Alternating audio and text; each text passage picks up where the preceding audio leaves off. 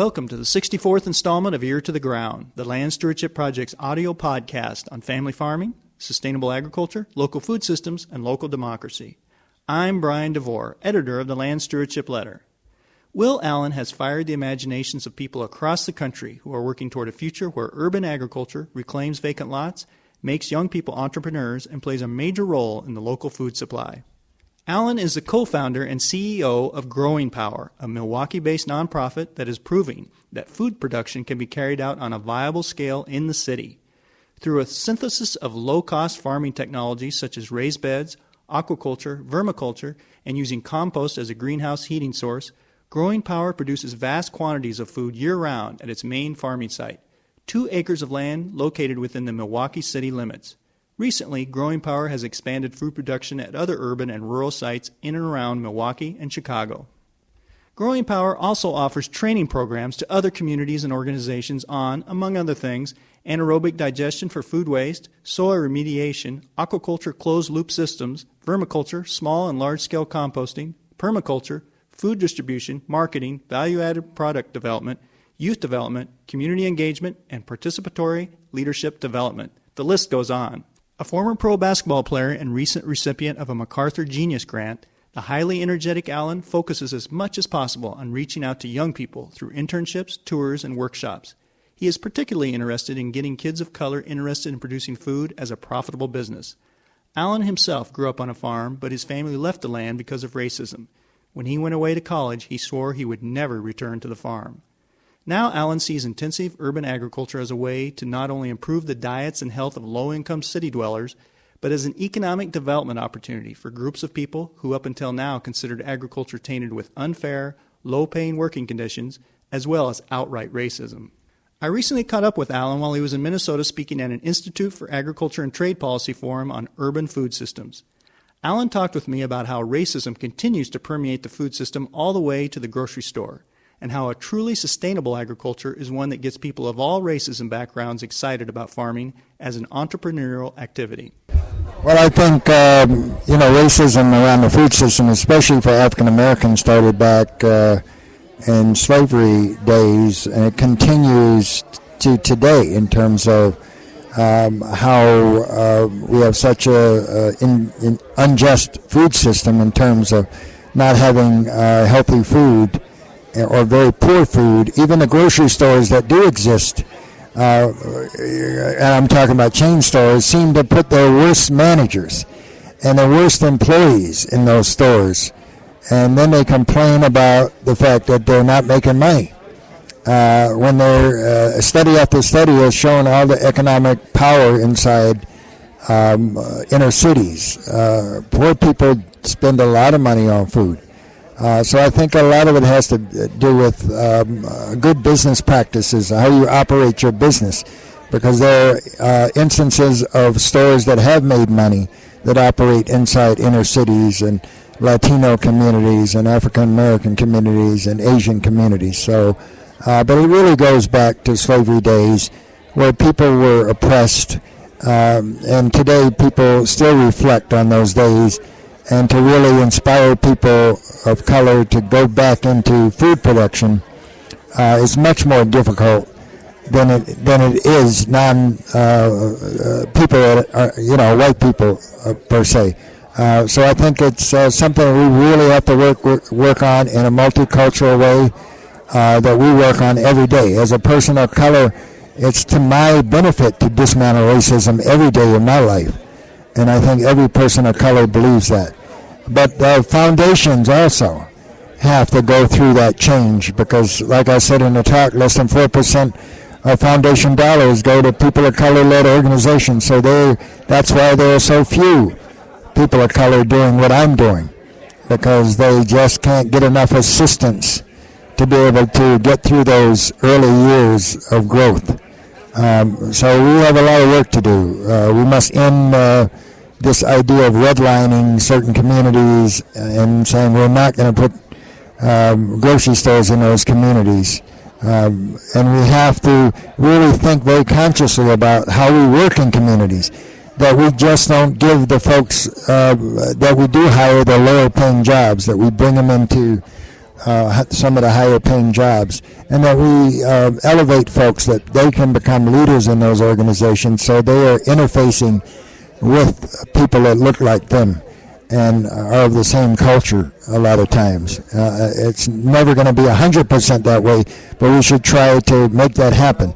And I think that will build the confidence in those communities that people really do care, regardless of their color, because we want to create a situation, regardless of what color you are, that you can work in any community and be treated with dignity and respect. That's what I'm working to make happen, and that's why that's what drives me to do this work, because I believe in cultural diversity and multiculturalism, and as we move through this movement, because everybody has right to the same food, the same good food, and unless we make that happen, then we can't have this sustainable we can't have sustainable communities or a sustainable country.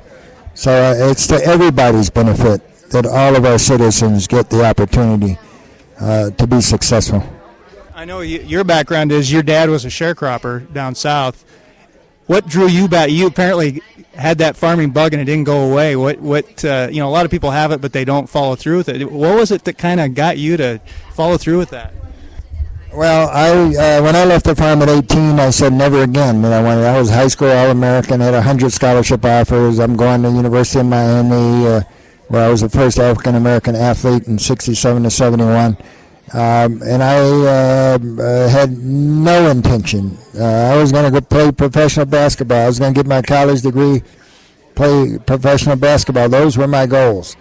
I played professional basketball. My last stint was in Europe and Belgium, and I found I had a lot of time on my hands. I found myself drifting out into the farmland, and as I observed farmers doing the same practices that we did on our farm back in Maryland, and I wanted to, I just kind of got sucked back into it over in Europe, and I actually started growing food. I got a house in the country and got 25 chickens and grew a big garden, and there I was, going back into something I said I would never do again. There was some hidden passion for farming that I had that I didn't know I had. So you should never say never on anything, because here I am 32 years later, operating 6 farms, teaching people all over the world how to grow sustainably, and loving this even more than probably my basketball career that I loved. I mean, when I first discovered basketball at 13, I used to sleep with a basketball. So, not that I'm sleeping on compost, but but I really enjoy what I do, and it's wonderful to be able to do something that you enjoy doing. One final question, kind of along that line. A lot of these kids you work with, they don't have that background. Their family wasn't farming, maybe way back when they do. But what is it that kind of, is it at first just a way for them to get out of school or do something different, or what is it that kind of that gets them going from seeing it as drudgery to really getting excited about it? Because you could tell by some of the photos you showed and some of the stories you told, there's really some of these kids now are in their 20s and they've caught on. They've got a connection to that land. You can really see it. Well, when you start with them at 8 years old, it's easier to hook them because they have such curiosity. But as you get into their teens, that curiosity, their heads are filled with so much today. To get them engaged, it's really about a job at first. But there's something very magical and spiritual about touching the soil over and over again. And I think it's something that I can't really explain, but kids get connected to the soil. And if they're able to make money at something, they realize that this isn't so bad, this work.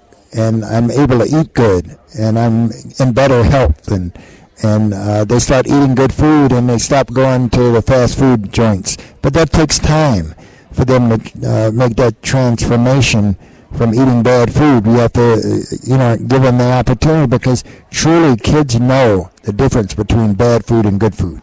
Because when you ask any kid, any age, what is the best meal that they have for the year, they always talk about grandma, going to grandma's house at Thanksgiving or Christmas.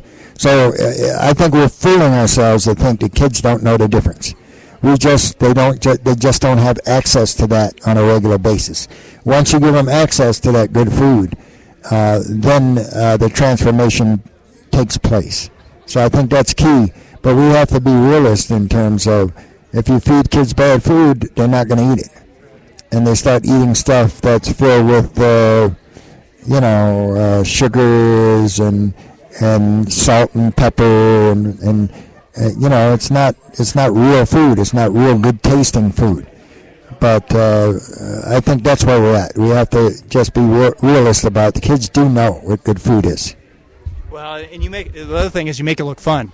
It's not just out there. Right. The key is to really make it fun, and kids. That's one of the 7 P's that I use to do projects.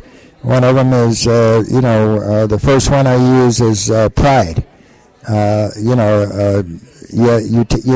Your pride drives you along a continuum, and you got to have patience. Is the second one I use, because you have to have patience. So to grow passion, we don't start out by being passionate about this stuff.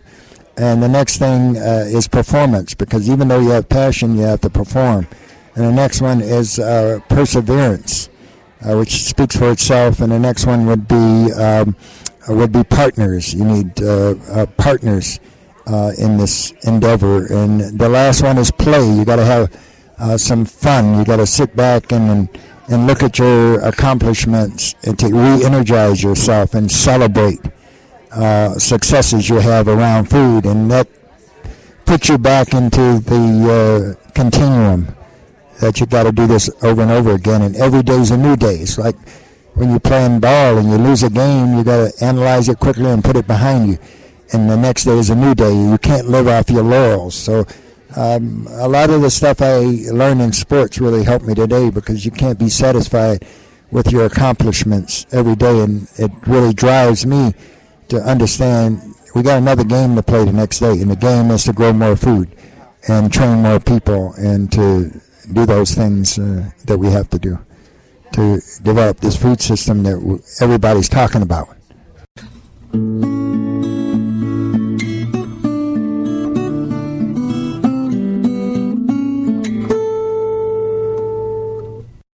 To learn more about Will Allen and Growing Power, go to www.growingpower.org.